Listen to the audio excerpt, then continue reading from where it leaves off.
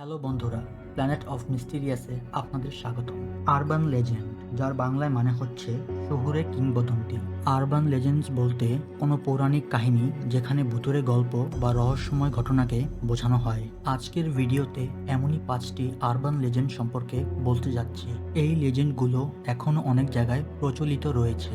Black এনিস, এই urban লেজেন্ডটির সম্পর্কে বিভিন্ন ইংলিশ ফোকলোর বা গল্প কাহিনীতে উল্লেখ করা হয়েছে। বলা হয় ব্ল্যাক এনিস মানুষের মাংস খেতে ভালোবাসে, বিশেষ করে বাচ্চাদের। ব্ল্যাক এনিসের গায়ের রং নীল হয়। একে লোক কাহিনীগুলোতে ডাইনি হিসেবে কল্পনা করা হয়েছে। ব্ল্যাক এনিস ডেন পাহাড়ের গুহাগুলোতে বসবাস করত। বলা হয় সে রাতে গুহা থেকে বের হয়ে বাচ্চাদের শিকার করে খাওয়ার জন্য খুঁজত। অনেক সময় বাচ্চাদের ধরতে লোকেদের বাড়ির ভিতরেও চলে আসতো।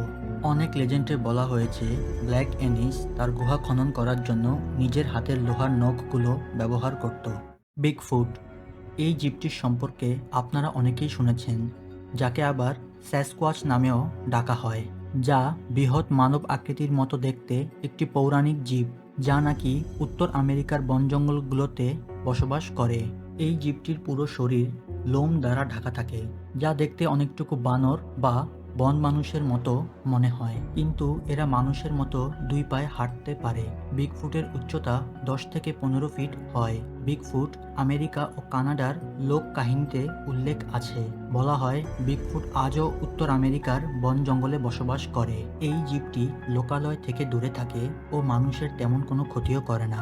অনেকে এদের দেখার দাবিও করে থাকে। এই জীবটির এখনো কোনো বৈজ্ঞানিক প্রমাণ না পাওয়া গেলেও উত্তর আমেরিকায় বিগফুট নামটি অনেক প্রচলিত, এবং কি এই জীবটির অনেক জায়গায় ফুটপ্রিন্টসও পাওয়া গেছে। মানুষ বিগফুটের অস্তিত্বে তখন বিশ্বাস করা শুরু করে যখন রবার্ট প্যাট্রিসন ও বব গিমলিনের নেওয়া 1967 সালের এই ভিডিও ফুটেজটি দেখার পরে, যেখানে একটি বিগফুটকে স্পষ্ট রেকর্ড করা হয়েছে। মথম্যান, আমেরিকার ওয়েস্ট ভার্জিনিয়ার লোক কাহিনীতে এই জীবটির সম্পর্কে উল্লেখ আছে।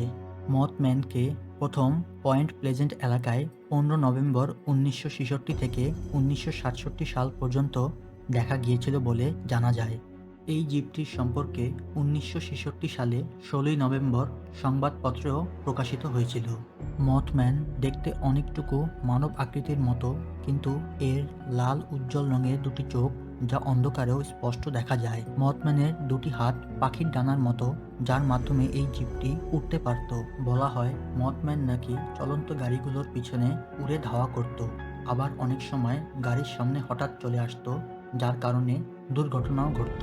এদেরকে অনেক বাড়ির ছাদের উপরও দেখা যেত। 1970 থেকে 1975 সালের মধ্যে এই জীবটি অনেক জনপ্রিয় হয়ে ওঠে। তাই ওয়েস্ট ভার্জিনিয়াতে মথম্যানের একটি মূর্তি স্থাপন করা হয়, যা আজও সেখানে রয়েছে। স্কিন ওয়াকার, এই আরবান লেজেন্ডটির সম্পর্কে নেটিভ আমেরিকান ফোকলোর বা লোক কাহিনীতে উল্লেখ আছে। নাভাজো সংস্কৃতি, যা আমেরিকার একটি পুরানো জাতিগোষ্ঠী, তারা বিশ্বাস করে স্কিন ওয়াকার হলো এক ধরনের কালো জাদুকারী বা ডাইনি। স্কিন ওয়াকাররা নিজেকে যে কোনো পশু বা প্রাণীতে পরিণত করতে পারে। স্কিন ওয়াকাররা বিভিন্ন পশুর চামড়া সংরক্ষণ করে কালো জাদুর মাধ্যমে ওই পশুর রূপ ধারণ করতে পারত। এরা নিজেদের ক্ষুধা মেটানোর জন্য পশু পাখি এবং কি মানুষেরও শিকার করে। যদি এরা কোনো শিকার না পায়, তাহলে গ্রাম থেকে বাচ্চাদের চুরি করে নিয়ে যায় ও পরবর্তীতে মেরে খেয়ে ফেলে। স্কিন ওয়াকাররা সবসময় বনে জঙ্গলে ঘুরে বেড়ায়। স্কিন ওয়াকাররা বিভিন্ন পশু পাখি ও যে কোনো ব্যক্তির কণ্ঠ নকল করতে পারে। যদি জঙ্গলে কোনো ব্যক্তিকে একা পায়, তাহলে মানুষের কণ্ঠে সাহায্যের জন্য ডাক দেয়।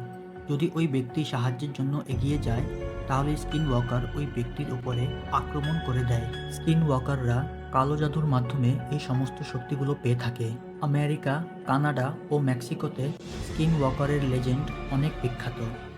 লা llorona, যা ল্যাটিন আমেরিকান ও মেক্সিকান লোক কাহিনীতে অনেক প্রচলিত। লা llorona হচ্ছে একটি নারীর স্পিরিট বা আত্মা, যে তার মৃত সন্তানদের খোঁজে থাকে। বলা হয় 1550 সালে মেক্সিকো শহরে লা llorona নামের একজন নারী তার স্বামী ও 2 সন্তানের সাথে বসবাস করত। একদিন সে জানতে পারে তার স্বামী অন্য আরেক নারীর সাথে সম্পর্কে জড়িয়ে পড়েছে। এটি জানার পরে লা llorona রাগে তার 2 সন্তানকে একটি লেকে নিয়ে ডুবিয়ে মেরে ফেলে। পরে সে বুঝতে পারে যে সে কত বড় ভুল করেছে। রাগে দুঃখে সে তার নিজের জীবন নিয়ে নেয়, কিন্তু মৃত্যুর পরেও তার আত্মা শান্তি পায় না। সে রাতের বেলায় তার মৃত সন্তানদের খুঁজে বেড়ায়। মেক্সিকান লেজেন্ডে উল্লেখ করা হয়েছে লা lloroনার স্পিরিট নাকি একটি সাদা পোশাক পরিধান করে থাকে। মেক্সিকোতে রাতের বেলায় নীরব জায়গাগুলোতে লা lloroনার কান্নার আওয়াজ শুনতে পাওয়া যায়। যদি কোনো ব্যক্তি লা lloroনার কান্নার আওয়াজ শুনে তার কাছে চলে আসে, তাহলে তার মৃত্যু নিশ্চিত। লা lloরোনা অন্য বাচ্চাদের নিজের সন্তান মনে করে তাদের আত্মা নিজের সাথে নিয়ে যায়। মেক্সিকোতে লা lloরোনার আরবান লেজেন্ড আজও অনেক বিখ্যাত। আজ এই পর্যন্তই। যদি ভিডিওটি ভালো লেগে থাকে তাহলে অবশ্যই একটি লাইক করবেন, কমেন্ট করে নিজের মতামত জানাবেন। এই ধরনের ভিডিও আরও পেতে চাইলে অবশ্যই চ্যানেলটি সাবস্ক্রাইব করবেন ও বেল আইকনটি অন করে নেবেন। দেখা হচ্ছে পরবর্তী ভিডিওতে। খোদা হাফেজ।